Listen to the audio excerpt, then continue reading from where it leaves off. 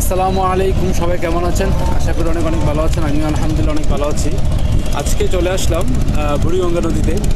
এখানে আপনার ঢাকার খুবই কাছে, জানেন সদরঘাট সব লঞ্চ এখান থেকে বাংলাদেশের সব হচ্ছে লঞ্চগুলো এখান থেকে ছাড়া হয়।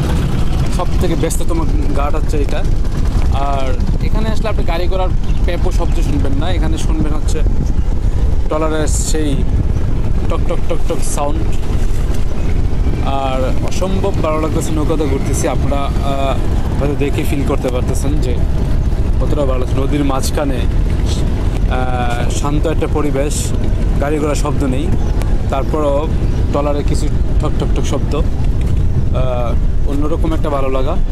তো আশা করি আমার সাথে আপনারাও উপভোগ করতেছেন